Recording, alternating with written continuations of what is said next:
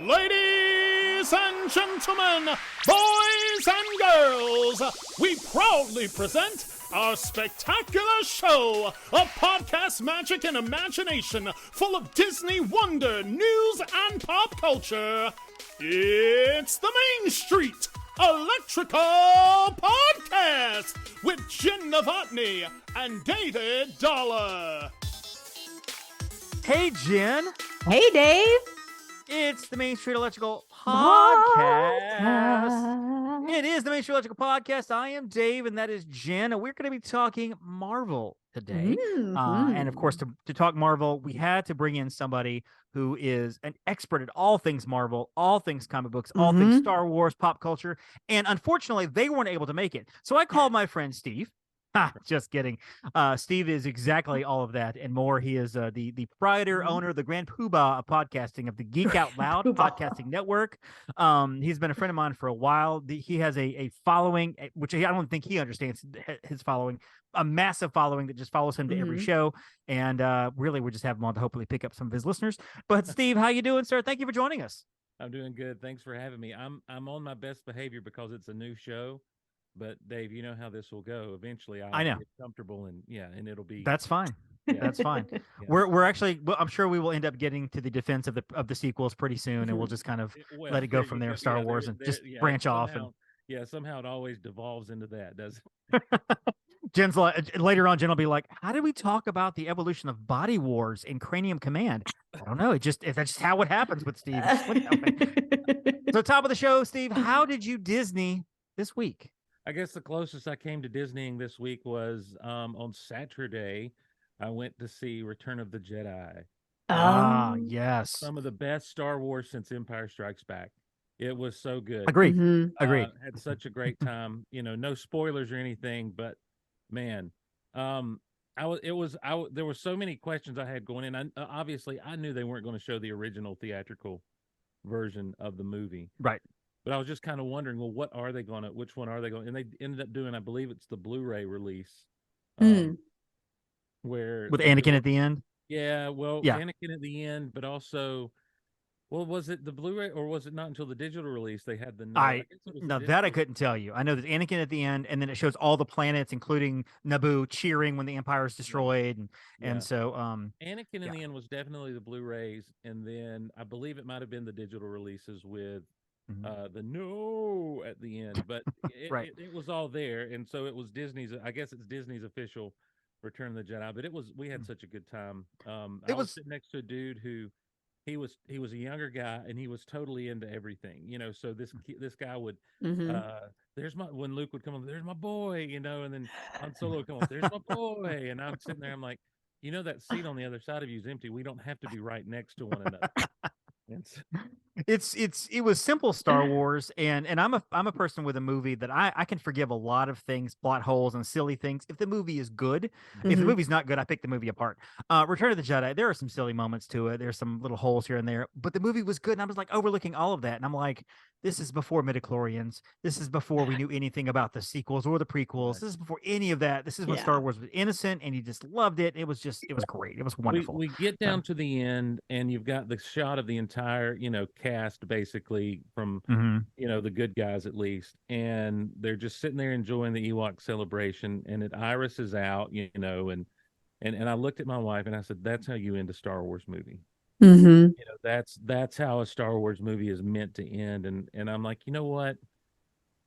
This is Star Wars, and I'm good if there's nothing ever after this again. And not that I haven't enjoyed certain things, and of course I'll be talking with your other podcasting partner Dave on his show actually tonight. And but yeah, it was so much fun, and I guess that's the closest I came to Disneying this week was seeing Return of the Jedi. Hey, that works. That works. Good my Disney this week was that, but I also saw that on Friday. But also, I am immersed in Disney Lego because Disney 100 is introducing all of these new sets, and I'm just watching Amazon. I'm like, oh, I can't handle.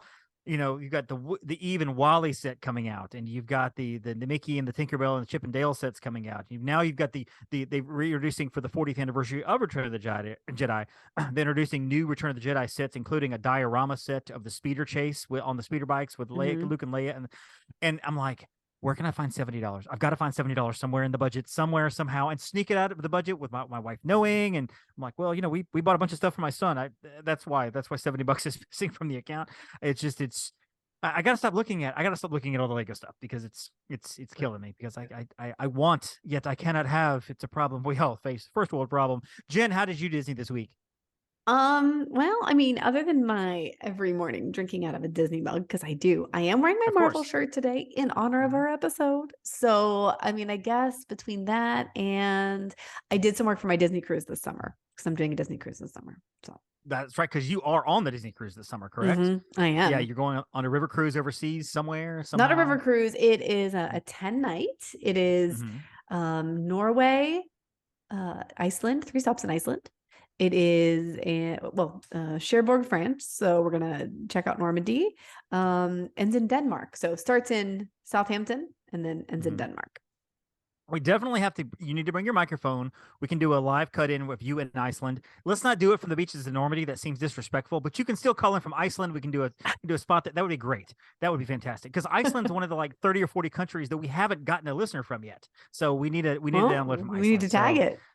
Absolutely. So today we're going to be talking about the MCU, the Marvel Cinematic Universe as a whole, because this week, yes, this is released on a Thursday, so it's May the 4th. May the 4th be with you. But also, this is kind of a big week for Marvel because just this week alone, we celebrated the anniversary of Avengers Age of Ultron, which is 2015, Iron Man 2008, Iron Man 3 2013, Avengers 2012, Guardians of the Galaxy 2 2017, and of course, again on release day, Guardians Volume 3, Captain America Civil War on 2016, Thor 2011, and Iron Man 2 2010. So this entire 7-day period, every day has at least one Marvel movie that was released over the last several years, last decade or so, including the kickoff of the MCU. That would be Iron Man 2008.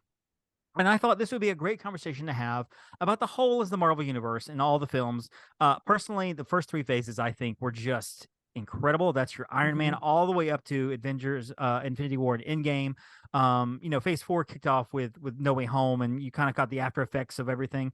My personal opinion that what Marvel did in that 10 to 12 year span is the greatest achievement in movie history, bar none, because of what they managed to do made you care about all these characters spanning 12 years. They gave you what you committed for 12 years to 22 movies, all these characters. Some movies were great, some were not as great, but you still were okay with it because it told part of the story.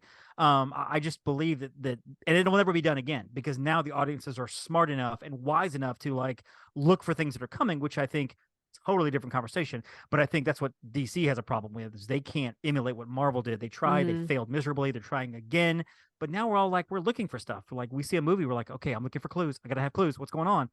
That's the problem. So I thought Steve would be good to come on and talk about as well because Steve is a Marvel guy and he's a comic book guy and MCU guy as well. So Steve, I'm going to ask you to kind of kick it off. Your MCU history coming into the MCU. Were you a comic book guy growing up? Were you a Marvel guy growing up? Favorite characters, that kind of thing. What led you into the MCU and made you so passionate about it? I was definitely a comic book kid growing up. I was introduced to all of the superhero things. My introduction to superheroes was through television and film. So on the TV side, you had the old Incredible Hulk TV show back in the late 70s into the early 80s. You had the cartoons, Spider-Man and his Amazing Friends. There was an Incredible Hulk cartoon. There was, and this is all in the early 80s, you had your Super Friends, on the DC side of things. And of course, Superman the movie with Christopher Reeve and Superman 2 were on constant rotation. We recorded those off of the ABC Movie of the Week, and so we were out of videotape with those movies. Love them. And I really didn't get into comics proper until I was 10 or 11 years old. And started with Marvel. And I remember even as like a 10 or 11-year-old kid walking into a bookstore that sold comics and seeing a Superman comic, not knowing what was going on at the time over in the DC universe, but seeing a Superman comic where I just kind of flipped through, and at the end, Superman is in a lip lock with Wonder Woman. And this is how quickly my geek brain turned on and became... this was the nascent version of the internet in my life. Right. I looked at it, I said, well, Superman's supposed to be with Lois, not Wonder Woman. And I put it down. I said, I'll never read a DC comic. And I went full Marvel from that point there, gosh. when I was in 5th grade, like 10 years old, our library had some books that were basically like the secrets, the secret origins and the secret tales of the Incredible Hulk was one. Oh wow. The Fantastic Four was another, Mm. and then Captain America was the third. These were the ones that my library had in my little school, and I checked those out and absolutely got turned on to the comics. Mm. My favorite, of course, being the Incredible Hulk. Always loved the Hulk. Right behind him, neck and neck, Fantastic Four were my jam. And of course, I love Spider-Man. Of course, I was a Marvel kid, and so I got caught up in all of the different things that were going on. Now, this is leading right before the '90s, so right as the big comic book boom is about to happen. Never really cared for the X-Men. I felt like they were too convoluted, and every time I picked up an X-Men comic, it was hard to get into. And of course, everyone loved Wolverine. So my little hipster self, I'm like, no, I don't like Wolverine. He's too popular. He's too commercial. I'm Hulk all the way. He's the original anti-hero. But yeah. So I've been along for this ride from the days of the Fantastic Four movie that never got released. The Captain America movie that went straight to video. It's on Prime, by the way. Amazon Prime. It just hit Amazon Prime. The early '90s. Jen, it's magnificent. It's so bad. Is it? But though?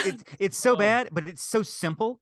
And it's in its premise and how they put it together. Like they had no money, so everything's most things are practical, and it's just like it's like a really really good home movie, and it's really worth a watch. It is very much worth a watch. If you got an extra hour and a half sometime. But those were, those kinds of things were the things we looked out for. And, meanwhile, on the big screen, you had Batman, doing his thing right on from '89 into the late '90s. And everyone said in '97, after Batman and Robin, well, the superhero movie franchise is dead. And they really tried during the '90s to have some type of superhero, especially as you moved into the late '90s, superhero comic book surge into the cinema, and it just continuously fell flat because the people who were kind of in the studios at the time weren't really trusting the source material. They wanted the intellectual property, but they didn't trust fully the source material. And that's why when you finally get to 2000, of course, you had Blade in '99, but most people didn't realize he was a comic book character. I think I didn't know that right now. And I don't think he was really like made to be part of a comic book universe of any kind. It was just a vampire story. Is all it was. Well, this is the thing. Like Marvel at the time was Marvel. They were Marvel Entertainment Group, and Marvel Comics had been bought in early years prior and restructured into Marvel Comics licensing or something, and then they began to grow. Like Marvel really, especially because of the comic book boom of the early '90s, really began to grow. And so they bought out Fleer, the trading card company.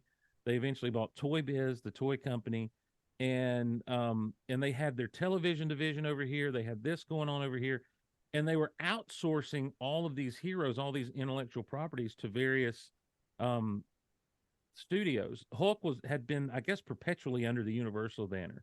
Right. So that's when Spider-Man got Sony, and that's when 20th Century Fox got X-Men, Fantastic Four. So but it was just but it was a mess because they were doing these contracts, these contractual things with these companies in perpetuity as long as there was something in development.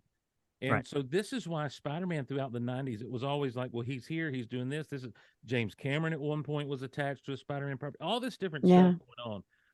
And so when Marvel started to kind of crash a little bit toward the late '90s because of the big bust of the bubble that had happened, they really focused back in on their production, on their comic book publishing, and they really kind of tried to hone in on getting all of their IPs out there with stuff. And so really the first step into that was X-Men back in the 2000s. And then when Spider-Man hit in 2002, we were off to the races, superhero. And so then you got this mini superhero boom throughout the early 2000s, and that brings us to 2008, Marvel had Well, a I lot. think though, it would be hard. You're leaving out kind of the middle of that point where we did have the X-Men and the Spider-Mans, Right. but then we had Elektra, and then we had Daredevil, and Well, then we and had the Fantastic Four attempts, that's the and thing. like, Yeah, yeah, that's they the kept thing. crashing and burning. You had Ang Lee's Hulk, which was, Mhm.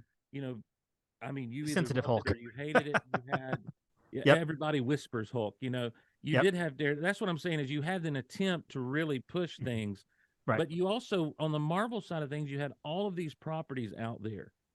In 2005 and in 2006, you had Batman Begins and then Superman Returns. One was very well Yes. received, the other wasn't well received at all. Right. So Warner Brothers is like, okay, Batman's our nest egg. We've still got to figure out Right. Superman, and Which they and still haven't figured out yet. I was gonna say. Marvel, you're right. Marvel had all these IPs out to all these different companies, but there were a few that they had under their own banner, and so they decide let's create a studio. This is Avi Arad, Kevin Feige, and several others. Let's make our own studio. And this is a year before Disney bought them. So they're working with other companies, including Paramount, which I believe they had like a 5 or 6 film deal They with did, to do yeah. Iron Man and So- other films. And so they took and so when Iron Man comes out in 2008, there's a couple of things to understand about that character and about what's going on. And that's why I've just rambled on and taken this podcast over all of a sudden. Iron Man, You are Steve Glosson for a reason. Iron Man, though known to comic book readers and stuff, to the casual audience, there's no idea who Iron Man is. He's Right. a C-list character on most people's radar. And so when Jon Favreau and company go to take on Iron Man, it's kind of like, what? This is the best we've got. I would have, as a fan, said at least we should probably start with Captain America. That's we should probably start with this. But they said no, let's start with Iron Man. And with Iron Man in 2008, also remember in 2008, The Dark Knight was on the horizon. So you're talking about Heath Ledger's Joker. You're talking about another Christian Bale Batman. You're Chris Nolan. All this stuff is happening. And then I remember it was like this perfect time for people like me because it was almost the geek renaissance. Yes. Because I couldn't believe they were going to do an Iron Man movie, and I couldn't believe that here comes the Dark Knight with this Joker, and by that time, by the time everything's starting to really happen and ramp up, we've seen a trailer, we've seen this, and then Indy 4 was coming out. Regardless of what you think of that, you still had an Indiana Jones. It was still a big deal. It was still a big deal, right? And so, and then for me personally, I also knew that this was May. In June, here comes the Hulk. Here comes the Incredible Hulk, and just from the teaser alone, I knew in my heart of hearts that this is going to be better than what was done a few years prior with Ang Lee's Hulk. And so I'm just like living in, I had started Geek Out Loud a few months prior in 2007. And I'm like, well, this is perfect. Now we're off and running. And man, what Marvel Studios, I should say, did, Kevin Feige and company and Jon Favreau, Robert Downey Jr., to solidify Iron Man as an A-list character under the Marvel banner was absolutely magical, and here's the thing, it wasn't lightning in a bottle. Right. Favreau, I really feel like Favreau knew we need Robert Downey Jr. to do this, and everything else is ancillary. It really is the combination of Favreau and Downey Jr. that make that movie so well. You could have had, I love Gwyneth, but you could have had anyone as Pepper Potts. We saw with Terrence Howard that you could have anyone as Rhodes. Right? Don Cheadle comes in Iron Man 2 to be Rhodey, and so it really comes down to this whole idea of can't believe they're doing Iron Man. And the thing is, and here's the thing about this connected universe, and I think people forget this as well. Throwing Nick Fury in at the end in the post-credit sequence, mentioning the Avengers Initiative, which was what was happening in the comics at that time, that phrase was in the comics, was just a pipe dream. Kevin Feige was playing the what if we did this game. They wanted to move to an Avengers kind of movie, but there were a lot of pieces at play. And so to think of that that this happens 15 years ago, and it begins something that and I agree with you, David, no one had ever seen anything like this before. I think the most impressive feat of film before this was pulled off over the course of those 11 or 12 years was probably the Lord of the Rings trilogy. I love that one. I love that. And I think that when this began to happen, that there was something very special about it. You follow up with the Incredible Hulk, and I think the Incredible Hulk gets a bad rap. I think it gets a bad rap because there was a bad taste in people's mouth about the Ang Lee situation, and so they didn't really go. And then you had people. Well, people didn't buy into Edward Norton either because he didn't get along with the directors, and he's known as kind of a Hollywood diva when he's on set, and so you know what, I don't think people bought him as well. But the publicity of that wasn't the publicity that was out there at the time. At the time, the publicity was Ed Norton loved the old Incredible Hulk television show, and there was a lot of love for the old Incredible Hulk television show that was seen in that movie that was not seen in Ang Lee's film. And so to me, that endeared that movie a lot to me. But I think a lot of audiences, I even heard some people say, well, I don't want a digital Hulk. It needs to be a man like Lou Ferrigno was, And I'm like, you don't get the character then. You don't understand. And I just really feel like they did something really special. And then to have Stark show up at the end, it was like, this is, because that was not a Paramount film. That was a Universal film. Right. And so to have this character from this Paramount distributed film show up in a Universal film, that I don't know how much more special you get than that when it comes to cinema. That's like something that had never been done before, to have a character cross over from one, distribution company to another, simply because it's all under the banner of this one little independent studio. Not I say little, but it really was at the time. And like you said, then in 2009, Disney bought them, and that was the real question mark then for a lot of people. What are they going to do with the comics? But to me, it was like, well, how is this going to play out now in these films that they're wanting to connect? And I think that even is a bigger story, is how Disney allowed this thing to go forward with Feige at the helm. I have talked way. Well, and it also gave us something that nobody had really expected either. And again, this is back to where audience are now trained to do this. I missed the stinger at the end of the original Iron Man the first time I saw it, because nobody thought to stay to the end of the credits. The movie was over, and like we saw maybe some animation during the credits, and we left. And of course, so I missed it. I had to go back and see Iron Man again just so I could see that stinger. And then, of course, it became this reputation of, like, at the end of Iron Man 2, I think there was Thor's hammer, and people went nuts. And then we had Thor or Captain America come up, and then the Tesseract, the Cosmic Cube, was at the end of that movie. And so everyone had a stinger leading to the next film. It was almost like Pixar when they would put an Easter egg for the next film in somewhere you had to find it. That's exactly what it was, and you knew to stay. Yeah, it was really special. We'd heard the rumors of stay after the credits, people were following it real closely. And so I did stay. And, when you get to Incredible Hulk, the whole scene with Tony Stark and Thunderbolt Ross in the bar was supposed to be a post-credits scene. But for fear that people would not go see the Incredible Hulk, they actually put Tony Stark, a little bit of that scene, in a trailer to get people to go, because Iron Man had been so popular. Yeah. So they put it before the credits. And then, like, you're right, Dave, at the end of Iron Man 2 was Thor's hammer. At the end of Thor was the Tesseract. And then at the end of Captain America, they literally did a trailer for the Avengers. Yes. The button at that was literally a trailer for the Avengers. And like, by that time, though, Disney was the owner of Marvel Entertainment Group. They were the owners of all of this stuff now. They as you said, there was contractually obligated with Paramount for like the number of movies through, I guess, the Avengers. Right. But it's just, that first phase was just so amazing. And because, again, you're dealing with really the only character that's and I don't think I'm wrong. I guess Captain America is really kind of in the public zeitgeist a little bit because, he's that remnant from World War II, and he really was around. The comics really were around back then and everything.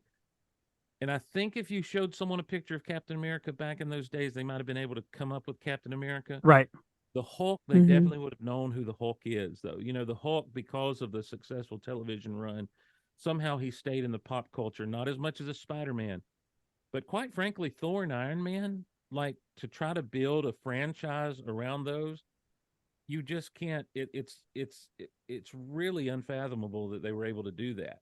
But then throw in the characters of Black Widow and then Hawkeye and the Avengers, and to see those characters kind of come to such prominence and popularity, it really shows you that they were doing things with these characters very well. And these are characters that have been established, you know, at that point for 40, 50 years. Right. And they've worked for that long. They've stayed around. They might not have their own titles necessarily in the comics, but they've been a constant presence throughout. And I think that's kind of the thing as a geek and a comic book fan that was frustrating with television properties and movie properties leading up to that point is trust the source material because it's been around for this long. Obviously, it has some appeal, not just to a niche market. And I mean, we've seen that it did indeed have that, you know. And then once you get the Disney marketing machine behind everything, takes off. You get all the adult Disney fans in there who never cared about a superhero in their life, and suddenly because literally, and I had friends that were this way, literally because the Disney name became attached, they wanted to get caught up and go on that ride.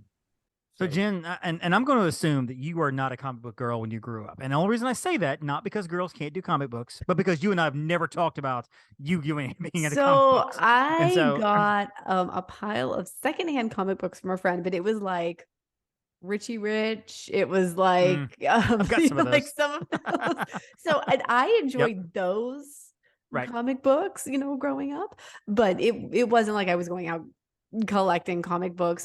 You'd mentioned the Superman movie. I totally watched those. You know, back in the day, Batman and Robin cartoons on whatever was that, Saturday morning cartoons? I don't remember. Regardless, probably they would have been definitely. They showed up on Scooby-Doo one time. You know, yeah, because I watched Scooby-Doo. So you know, absolutely. It's, you know, Batman, of course, because of when I grew up, I totally knew of all of that. But you know, I remember when Iron Man was hit the theaters. You said, was that 2008? You said, yeah.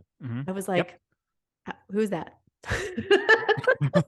Exactly. All right. I don't know. Like, and then everyone was like, oh my gosh, Iron Man. You'd heard of Captain America though, correct? I mean, yes. And okay. So, and I watched Agent Carter. Obsessed with Agent Carter, so I mean, I knew who Captain America was. I knew like vaguely the comic book character. I could not have told you much about other than just like the basic, you know. So you watched Agent Carter before you saw these other movies? 100%. I watched Agent Carter before everything. She hasn't seen all of them yet. She hasn't, and I still haven't seen all of the Marvel. And I enjoy them. The big ones. I watch them, but I've seen the big ones. I will admit to I've not seen a Spider-Man since the Kirsten Dunst one. What was that, 2002? That's right. You haven't seen any of the Spider-Mans, have you? Jenn, you would love those movies. You would absolutely fall in love with all three of them, including the last one, No Way Home. Because I think like I watched this when I was in college or whatever, and I was like, yeah, they're fine. So like, I mean, when they started putting them out again under the Marvel universe, I was like, I mean, okay, like they were fine. Like I don't need to go see them. Like those were fine. I didn't dislike them.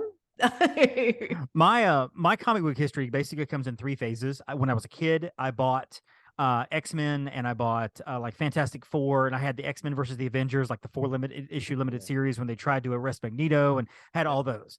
And I had Return of the Jedi comics, and I had Shazam, and I had Superman 100-page, the 100-page guides they used to have, and had a bunch of those. I still got those.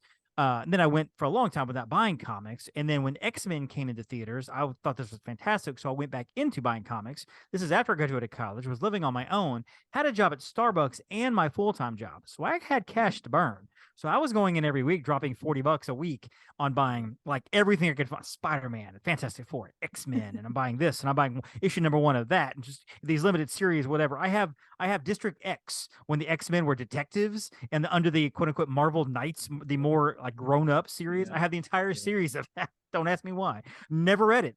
Got thousands of comic books. And then of course I kind of grew out of it. I got married. My wife's like, why do we have all these? I'm like, I don't know. I'll stop buying them. And then in recent years, I've kind of picked them up just all along, the special issues. Like I rebought when Fantastic Four came back, I kind of repurchased those. I've been going back and trying to fill in the holes. I have everything. I'm trying to fill in everything from X-Men 100 to the end of its major run, and Fantastic Four 100 to the end of its major run. I've got a lot of those comics. So I'm filling holes in whatever. But for the MCU, I was one of those. I didn't enjoy Ang Lee's Hulk. I just didn't care for it. I saw Iron Man at the theater, and I was like, and I knew who Iron Man was because I was also a big Ultimates guy. Okay. Now, for the audience who doesn't know, the Ultimates came out in the early 2000s. It was a series of comics. It was almost like a parallel world to the regular Marvel universe. The Ultimates had a different style, a different art style, different storytelling style. And they basically, like, Spider-Man had an Ultimate X-Men, Ultimate Fantastic Four, the Ultimates, which was like the Avengers and the Ultimates era. Captain America was in that. And they basically started from issue 1 with origin stories. And so it was almost like an intro for anybody who wasn't following along with 50 years of Spider-Man. You could pick up Spider-Man, Ultimate Spider-Man #1, start from the beginning when he gets bit by the spider. That's when they introduce the Green Goblin. They introduce all the villains, whatever. And the Ultimates is actually kind of what a lot of the MCU pulls from, including the famous story that when they made Nick Fury, who used to be an old white guy, they turned it into an African-American character. They called Samuel L. Jackson and said, hey, we want to base this character on you. And he was like, absolutely. They did it in the comics. So then when they needed Nick Fury for the cinematic universe, they called Samuel L. Jackson and was like, hey, could you play this character that we based on you in the comics? Which worked out. And honestly, when I remember reading Tony Stark, he's a great character. Ultimate Iron Man, and seeing the character, I'm like, that looks like Robert Downey Jr. This is like 2003. Robert Downey Jr. That looks a lot like him. So when I heard he had been cast as Iron Man, it was a big deal. I was like, this is perfect. And we have to remember too that Iron Man or Robert Downey Jr. had a very up and down career. The 90s, a lot of it was spent in rehab, a lot of it was spent in jail. He was a C-list celebrity in the early 2000s. He made a few movies here and there. He came out with a very acclaimed but not very well seen Kiss Bang Bang, directed by, I believe, Shane Black, who did the Lethal Weapon movies and is a famous director. Great movie, little scene, whatever. And they cast him for this. And apparently, what I've read, actors like Clive Owen, George Clooney, Timothy Olyphant, Sam Rockwell, they were all considered for Tony Stark. But Jon Favreau wanted Robert Downey Jr. Brought him in, team up. I mean, it's and there you go. Correct call. Made it happen. Well, that was the right call. And you're dead on. Early on with the Marvel stuff, starting with Iron Man, they pulled heavily from the ultimate, what's called the Ultimate Universe. Yep.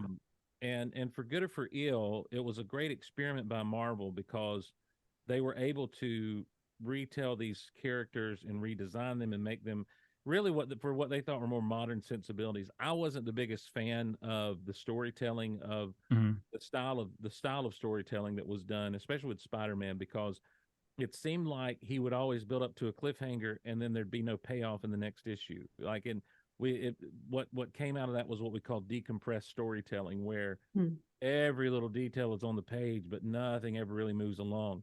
When the Ultimates came along, they really wanted to make that comic more grown up and everything. And there's a whole joke with Hulk after Freddie Prinze and that sort of stuff. But Captain America, even the initial Captain America design in Captain America: The First Avenger, is based heavily on the Ultimates look for Captain America. The Nick Fury thing definitely right out of the Ultimates and that sort of thing. So. The other thing they were doing is you could see, like I say, the term Avengers Initiative, that was right out of the comics. There were a lot of things that were done that were straight out of the comics. They were pulling here and there of the more modern sensibilities. And that's one of the things that kind of gave me kind of a little bit of concern, because I was like, I wasn't really thrilled with what was happening in modern comics at the time, and nothing's changed. But I was but I was still there for it. And you're right. Like, Favreau fought for Robert Downey Jr.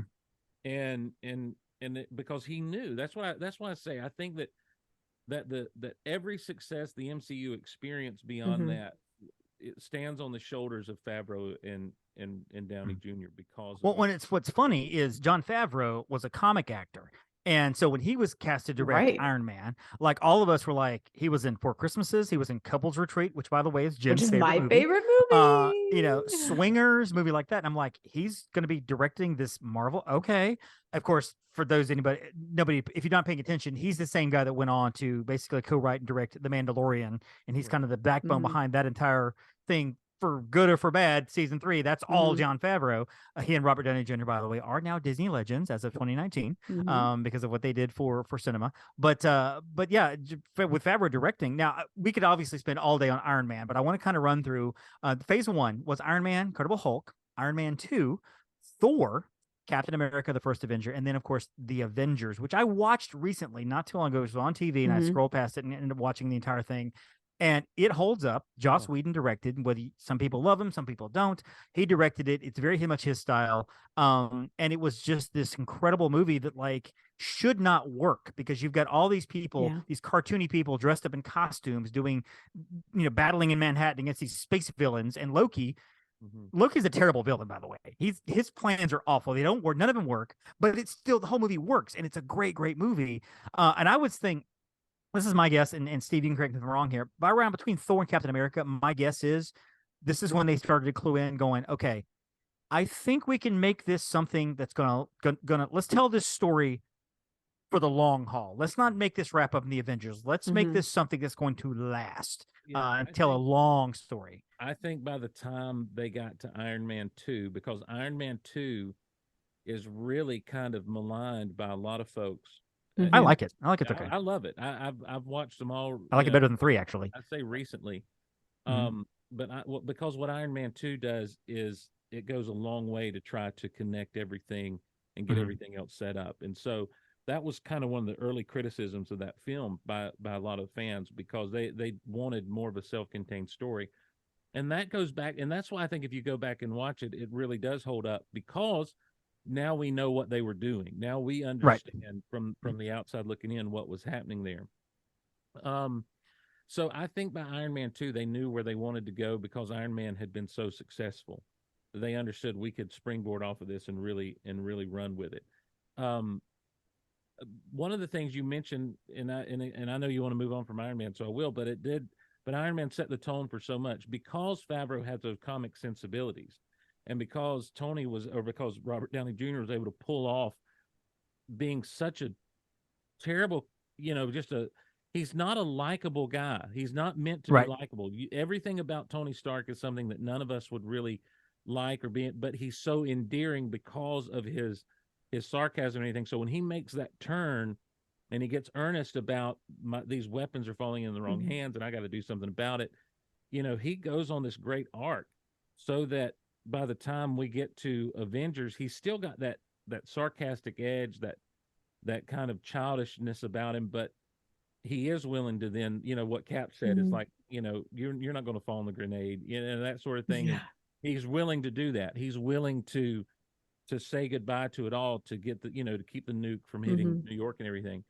The other things that shouldn't have worked were like Thor. Thor should not be a movie that worked for modern audiences, without any understanding of this character, to be colorful and big and bold. But Thor really leaned into humor, but not in a way that it was campy. Superhero movies had not been funny without being campy, really much at all. Even Superman the movie, and Superman 2, especially when Richard Lester comes along to direct, and Superman 3, Superman 3 is just, the whole opening sequence is camp.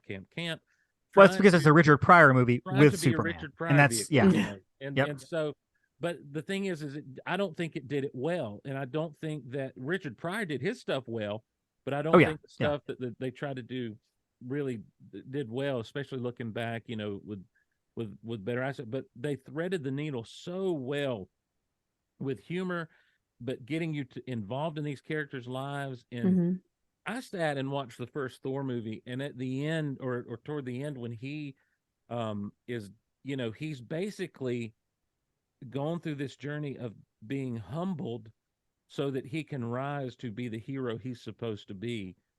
And I don't know if I was a time and place in my life, but it resonated so much with me. I love the way they told that story, and I thought they did it so well, and they did a great job of Loki. You mentioned he's such a bad villain because none of his stuff works out. Well, you hope no villain stuff ever works out. Right. But also, Loki was such a great complex character, because there are times where he's talking and they do such a great job, especially in that first Thor movie, of making you think, well, I know he's doing this over here, but man, he seems so sincere right here. And so you really begin to question his heart and his motives, and so that, then Captain America was just that first Avenger movie was just so fun and so good. And it was really good. And it was everything you want from a Captain America movie, going from the World War II into, the whole ending and everything. But, and then Avengers, I remember sitting, and my friend Derek and I talked about this. Derek from the Smallville podcast Derek and I were talking about it, and he said, I kept expecting them to come and tell us we're not supposed to be here seeing this. That these are things we're not allowed to see on a movie, right? And I was like, wow. And he got to see Avengers before I did, but when I went to see it, I knew exactly what he meant. The moment that the Hulk had his Hulk out on the helicarrier, and here comes Thor, and I was like, it never dawned on me that we'd see Hulk and Thor fight in this movie, and that is something I always loved in the comics. That was something that was, so we got a little bit of that in the Incredible Hulk Returns made for television movie back in 1988, but this was full on, like, full power of cinema. And golly, I was like, I'm happy now, and they don't ever have to make another Marvel movie. and this is perfect. But then to have Thanos turn around at the end and give that Thanos smile, I knew exactly what that meant. I was ready. I'm like, bring it on. I had to do a little research. I had to look it up. Like, okay, I know this guy. Who is this guy? And I had to actually go hit the Googles and look around a little bit. I'm like, oh, that's Thanos. And my wife is next to me going, who is that? I'm like, hold on. I'm looking. Hold on.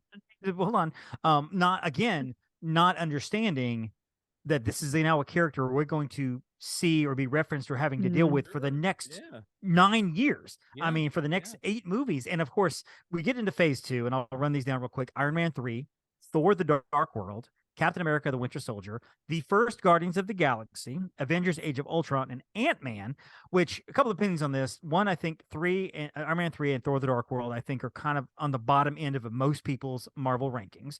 Captain America: Winter Soldier, I personally believe it is probably one of the 1 or 2 best movies, not just a superhero movie, but movies out of this entire era. It is an incredible film, incredible storytelling. And for me, Guardians and Ant-Man were cases that at this point in time, Marvel could do no wrong, because they're now giving you characters that either nobody's ever heard of or nobody cares about, and Guardians, who nobody had heard of really, except for diehard comic people. And suddenly you care about them. You care about Scott Lang. You care about Star-Lord and all of these characters, to the point where when I watch Guardians, Volume 3 tonight, I may cry because of all the rumors that may happen to some of the characters. We don't know. Oh my gosh, you can't and you can't spoil, because I'm gonna, I struggle because I love the Guardians. I loved 1 and 2. Those I will tell you, those were the first 2 I watched. I watched Guardians of the Galaxy 1 and 2. That's was a fun intro. That's a great intro too, because that just shows you the power of what they were able to do. You know what? When was the last time, by the way, I want to address the Guardians thing because it's so interesting. But Dave, when was the last time you watched Iron Man 3? It's been it came out in 2013, May 3rd, 2013, this week, actually. Probably 7-8 years. I think I watched it maybe pre-COVID, but not since then. It's been a long time. I watched, I forget why I was watching through, but just, I guess, for the heck of it. But Iron Man 3 was my least favorite of all the MCU films. And really, it all hinges on the reveal of the Mandarin not being the Mandarin. And I was just so ticked about that in the moment that it ruined the whole movie for me. To go back and watch, it is Shane Black doing Shane Black stuff. It is Lethal Weapon. It is, it really is a good movie, and it's a good Iron Man movie. And I think that because of the twist that got thrown in there, it really messed a lot of people's opinions up on it, mine included. I maintain that Thor: The Dark World is nowhere near as bad as people say it is. It's not terrible. It's better than most DC movies. I will say that. I think that their characterization of Christopher Eccleston's character was not great, because that's a character that's supposed to be almost Jokerish in the way that he presents in the comics. And And so I feel like had they leaned a little more into a little more psychosis, a little more, his motivation is really kind of in some ways Thanos' motivation kicked up a notch. He wants to just turn the whole universe into darkness. And so and Thor is the one to stand between him and that, and then the stuff with Loki. That's what I think Thor, more than Avengers and more than the first Thor, I think Thor 2 is what really established Loki as so beloved in everyone's hearts, because Loki really shines in that movie. And then Guardians. Well, Winter Soldier. I said the minute I got out of Winter Soldier, this is the best superhero sequel. So good. It's so good. And it holds up. It's a great spy thriller. There's so much good about that movie. But Guardians was the one, Jen, that I was like, as a fan, I love the Guardians of the Galaxy from way back. Okay. The Guardians of the Galaxy that I knew originally were actually characters from the future in the Marvel comics. And they're completely different than the Guardians we got on screen. Huh. These Guardians actually were the result of a big comic book event that took place. I think it was Annihilation, where this band came together with Star-Lord and Rocket Raccoon. In fact, the first comic I ever had in my collection was the first appearance of Rocket Raccoon in the pages. Oh, that's awesome. Ooh, I love it. And so, but yeah, so Groot and those guys were all there, and Mantis was someone. Well, Mantis comes around in 2, but I was familiar with it. But anyhow, I thought to myself, there's no way they can pull this off. This will be really the test of I thought the same thing. How good these films can be. They did it. From the trailer. It's fantastic. And to set the backstory, and Steve, you can jump in, and Jen, you can correct me if I'm wrong here too, but also understand that at the time Disney owned Marvel, but they didn't own all the characters. 20th Century Fox, not owned by Disney, still owned X-Men and Fantastic Four, which is why you don't hear the word mutant anywhere in these movies. They say Inhuman, they say other things, but not mutants. Also, Sony owned Spider-Man, so they had probably started trying to figure out how to use Spider-Man, but they had to do something else, so they could not go back and pull some of these characters in. So they had to kind of dig deep and find characters that they could make into great cinematic characters somewhere in Marvel. And they pulled out the Guardians of the Galaxy. And my opinion, my theory is that not a lot of people knew Guardians. So they had a lot of leeway to play with these characters in terms of, because if you had pulled out somebody like Spider-Man, people would be like, you can't do that to Spider-Man. He's Spidey. Guardians, like Jen, nobody knew you didn't know who Guardians were. So whatever they presented to you on screen, that is who Star-Lord is. That is who Gamora is. And I think they had some leeway there. And also it's important to know in phase 2, this is where we finally start hearing the word Infinity Stones mentioned, because I believe at the end of Winter Soldier, somebody at one of the Stingers makes the comment about how we should not keep Infinity Stones too close together because it might be dangerous. At the end of Age of Ultron is where you see Thanos. Dark World is where you see Thanos turn around. It's like, okay, I'll do it myself. Talking about going to get the Infinity Stones. Wanda and Pietro are introduced, I believe, at the end of, was it Winter Soldier, I believe, in the Stinger. You kind of see them, and they play a big part of Age of Ultron. Pietro being Quicksilver, which was a X-Men character that you can't say the name Quicksilver, so they just use the character and not the name. And so, of course, then we get to Ant-Man, which leads into Captain America Civil War in phase 3. My personal favorite MCU film is Captain America Civil War. I love the crap out of that movie. I love everything about that movie. I love Hawkeye's my favorite Avenger on screen. So I love the Clint Barton aspect of this and what he gets to do with it. He saves Wanda, and what are you doing here? Disappointing my kids. Love that whole line. Going into phase 3, and we'll hop back around as we need to, Steve, but phase 3, you get the big run of films. Captain America Civil War, Doctor Strange comes in, Guardians 2, Spider-Man Homecoming. Jen, have you not seen this? Thor Ragnarok, Black Panther, which we've seen Black Panther introduced with Civil War, Avengers Infinity War, which is, of course, where the snap happens, Ant-Man and the Wasp, Captain Marvel, varied opinions on that, Avengers Endgame, we all know what happens at Endgame, and the kind of the epilogue, Spider-Man Far From Home, and then we get Black Widow, which begins phase 4, but that really should have been in phase 3, but I think they made it just for Scarlett Johansson because the fans wanted it. I liked the movie. It's various opinions on that. I like the movie overall. Getting into phase 3, which again I think completes an incredible run of movies, an incredible feat that the audience was the best theater experience I have ever had in my life, and I've seen thousands of movies, and I've seen hundreds and hundreds of them in theaters, is Avengers Endgame. That was the best time I've ever had in the theater with ever. Well, to go back really quickly to touch on the Guardian stuff with you, Jen, what was it that you liked so much about it when you obviously you didn't know the characters coming in? No, I didn't. Why did you say this is the one I'm going to go see? So it was, and I'm trying to think of what it was because I watched it. I did not see it in the theaters. I saw it at home. Like I put it on Disney. It must have been Disney Plus, or maybe unless it was like on Freeform or like unless it was like on TV it was probably or something. streaming somewhere. It was streaming, right? Yeah. It could have been Netflix. Who knows? But regardless, I think maybe Guardians 2 was coming out, and people were talking about it like.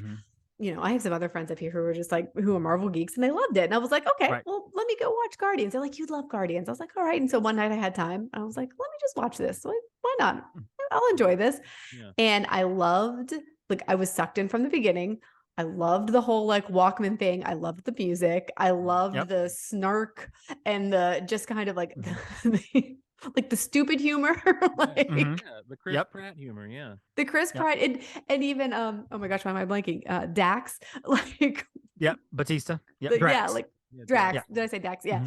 What is Dax? Oh, Dax Shepard, Drax, right? Like, same thing, whatever. Same thing. Yeah, same difference. I thought it was hilarious. And the whole storyline enthralled me. So then I immediately watched Guardians 2, or the next night I watched Guardians 2. So I watched them back to back. Of course. Which is then when I was like, introduced the Avengers. So I was like, oh, well, I'll go watch the Avengers because the Guardians are in this. So I went and watched the Avengers literally because I just watched Guardians. So that was my order. Was the first one was Guardians 1, Guardians 2, and then the Avengers. And then Avengers the first 2. Avengers. The first 2. Avengers. That was the order I went. And what's interesting to me is, to continue on and say, I want to watch more and more and more, lets me know that some of these movies actually stand up on their own. And I think that's really, when I think about that first Guardians movie, there was a big load of work to be done with that movie. And really it was introduce these characters, make people like these characters, but we also have to get to know this Thanos threat a little bit better. Right. Because Thanos is throughout, and so we have to get to know him as we're moving toward what's going on. And I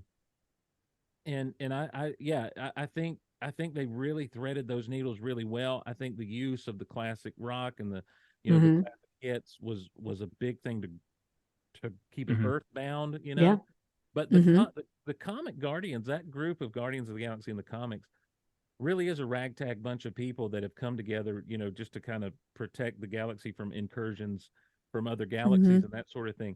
And it's funny because your real comic relief in those comics were Rocket and Groot.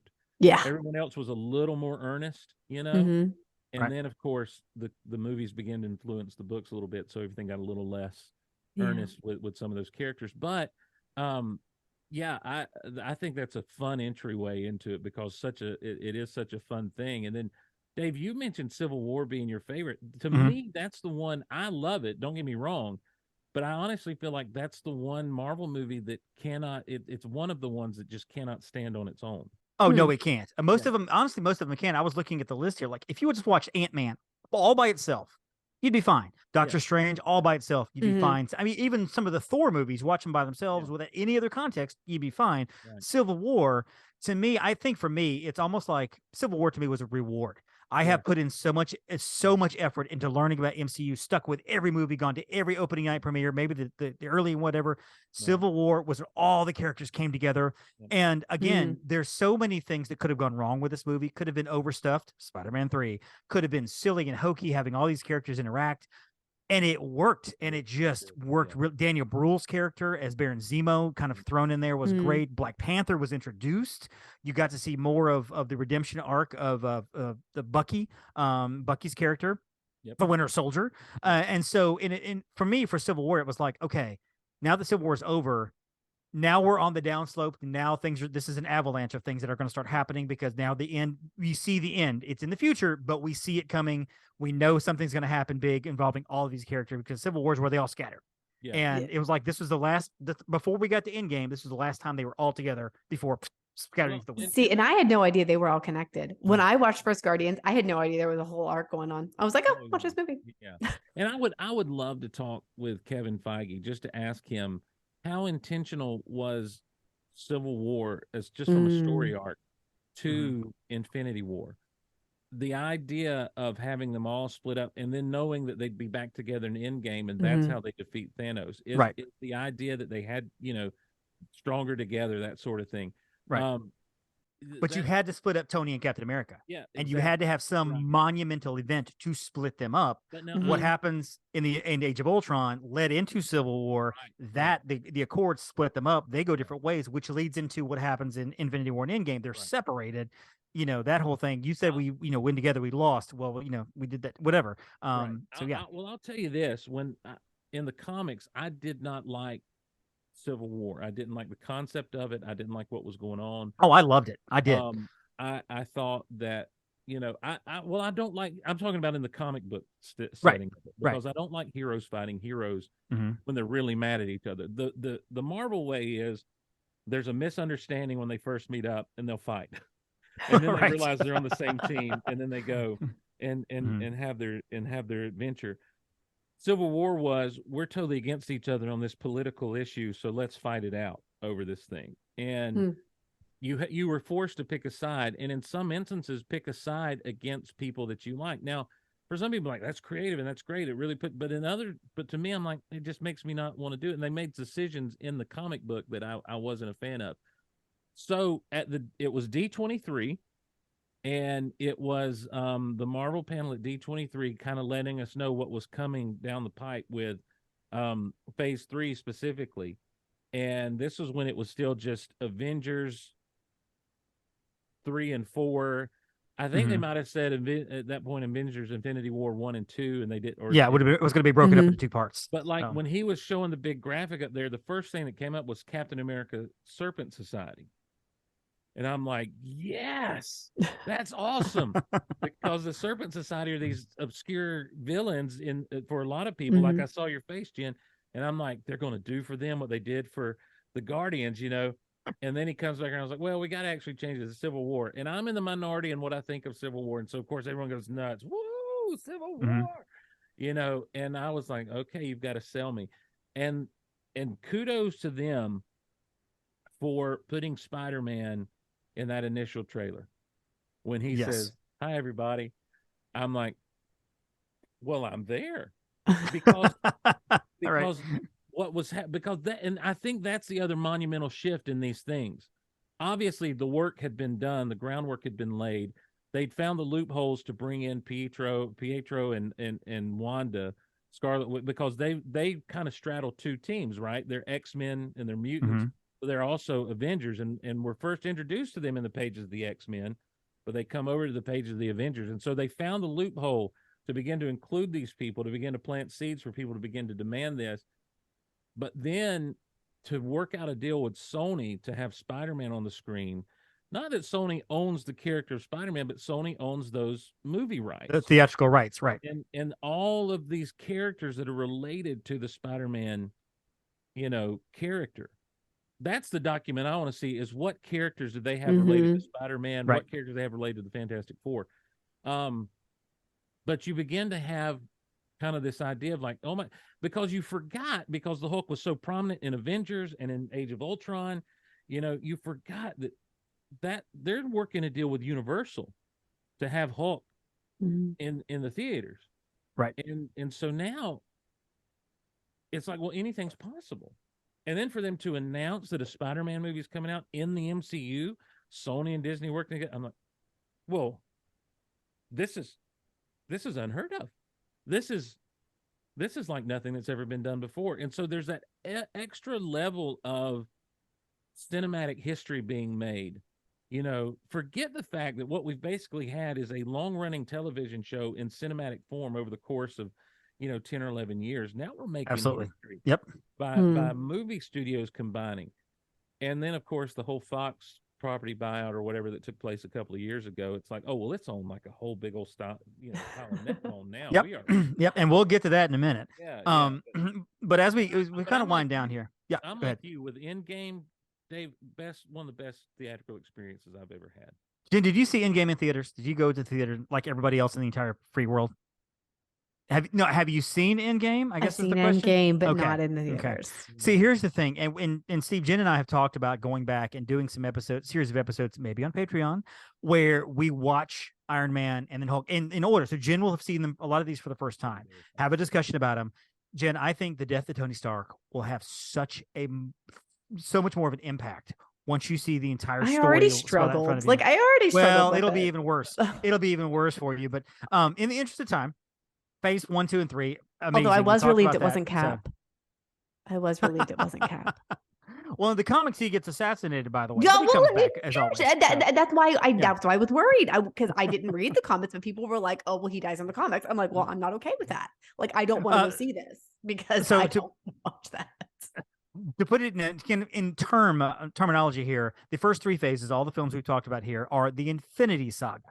The next set of phases are called the Multiverse Saga, and we are in phase 4 just completed. We got Black Widow, Shang-Chi and the Legend of the Ten Rings, Eternals, Spider-Man No Way Home, Doctor Strange and the Multiverse of Madness, Thor Love and Thunder, Black Panther Wakanda Forever, which of course was ultimately completely altered by the death of Chadwick Boseman, unfortunately. Right. But this is also where we introduced the TV shows. You had WandaVision and Loki and Winter Soldier and Falcon, and you had Hawkeye, which all 4 of those series I thought were great. But then you have Moon Knight, and then you had Miss Marvel, and then you had the other series that came along as well. I'm not big on phase 4. I think for me, Marvel sort of didn't exactly know where to go after Endgame, so they wanted to bring in some new characters, get everybody used to these new characters so we could start telling new stories, but I'm not sure it worked with all the TV aspects because a lot of it felt like homework. Because suddenly now you have to like, I haven't seen any of the Marvels yet. So we got the Marvel movie, The Marvels, coming out in this November, and I haven't seen any of the TV show. So now I feel like I have to go back and watch the TV show to watch the Marvels. And so there is some of that too, that I think for audiences were like, we want to go see a movie once or twice a year, but now we're having to watch TV shows. And now, of course, we're into phase 5, Ant-Man and the Wasp: Quantumanium. And of course, the big bad there is Kang the Conqueror, played by the Jonathan Majors. We won't dive into it, but there have been some major legal issues with the Jonathan Majors come up. That is, who knows how that's going to affect the rest of the phase 5, which we're leading into new Avengers movies. So I guess my question, Steve, is where are we with Marvel? And are we okay with Marvel? Or is it kind of like the MCU maybe kind of a little bit worrisome? What do you think we are with Marvel, with MCU? Look, it's the comic book boom of the 90s.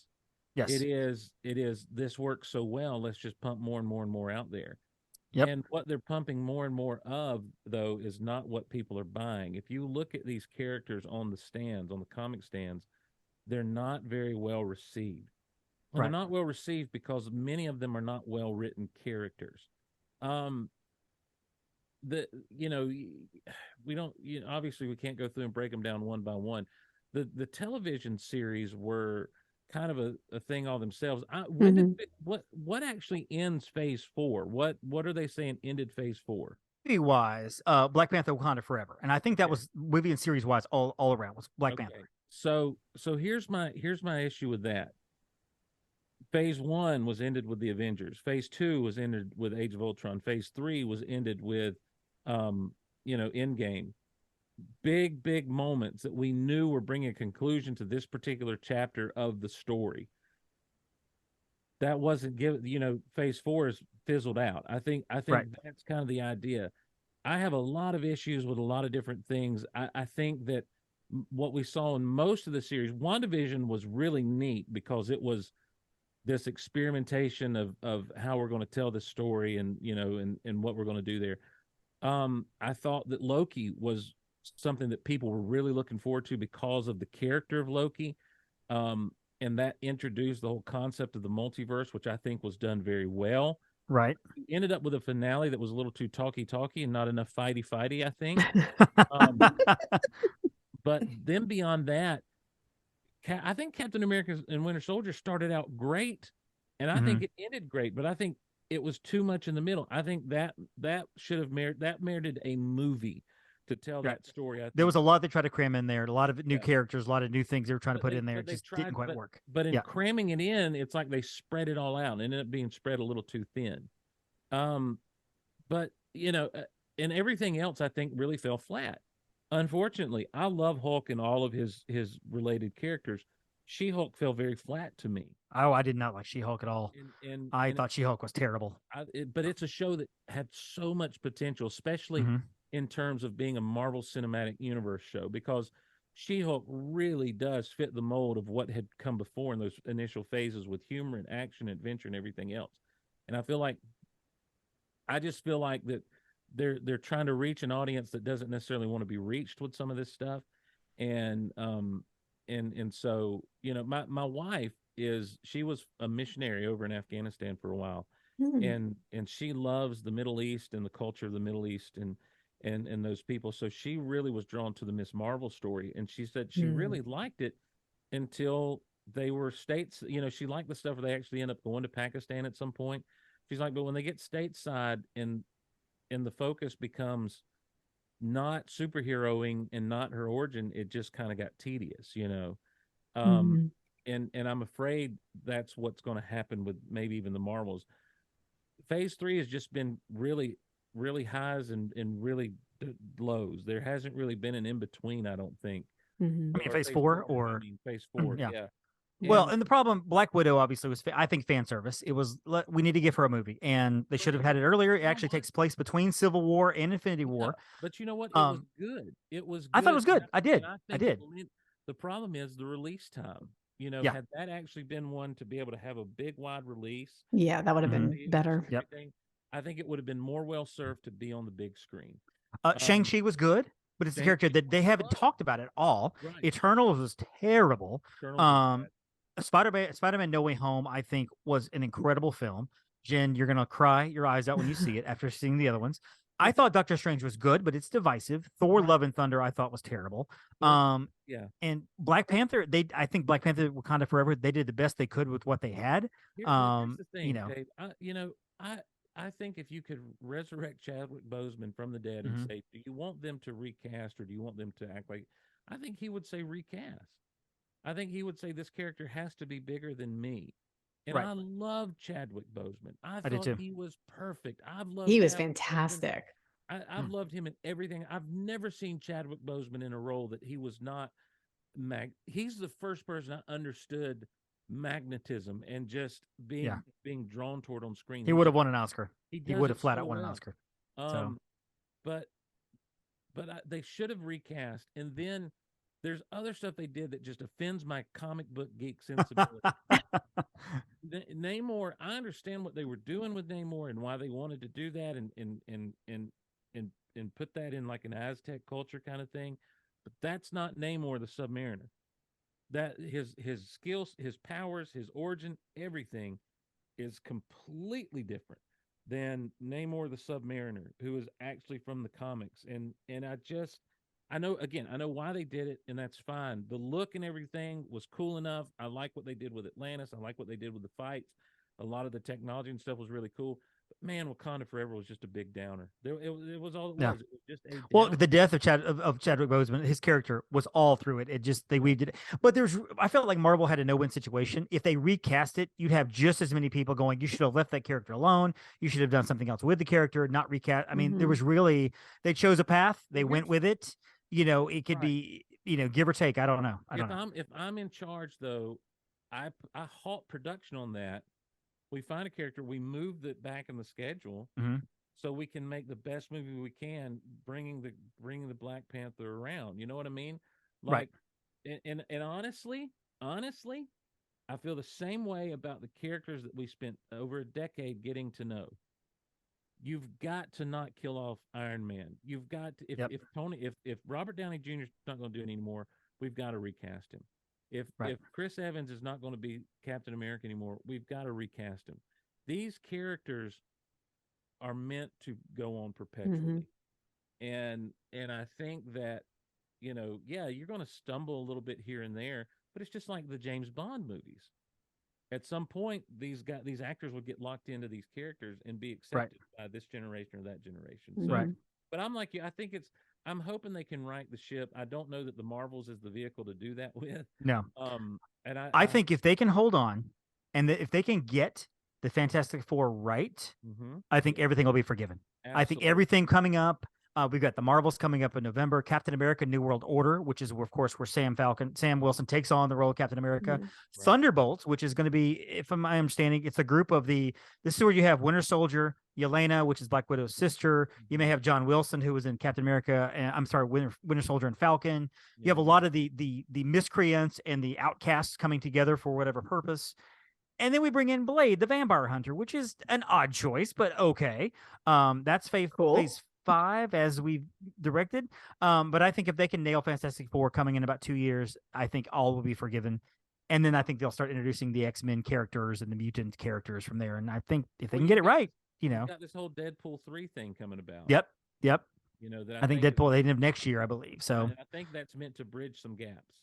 So yeah, I think so too. And this is when you're bringing over, because Deadpool was, I believe, owned by 20th Century as well, correct? And so you're bringing that character over, and so it'll be interesting to see him mixing it up with some of the other Marvel characters. But this is a great discussion. We can go on for hours. We got to be careful not to here. Great discussion on the MCU, kind of where we were, where we're going. I love it. Jen, do you have any MCU questions right off the bat? I mean, off the top of your head, of all the things that we've discussed, holes to fill, things. I mean, I don't just as the casual fan, apparently I've really only seen the ones that can stand alone. Because there's been but I'm interested now, that it's the end. So basically my questions are going to be, assuming we do where Jen watches the movies, it's okay. Which one do I have to watch next? Okay, yes. which one? Which one comes next? All right, someone's going to direct me. 23 or 24, I believe, in the original first 3 phases. So we've got our work cut out for us. But you have nothing but time, Jen. You have nothing but time. You're a travel agency owner, host of 2 podcasts. I've got nothing else to do. A wife with a new house. You got nothing else going on. So sure, why not? Steve, let's. Where can the audiences find you in your conglomeration of podcasting? Well, the truth is there's no conglomeration of podcasts anymore. It's basically Geek Out Loud these days. And it's the original, it's how it should be.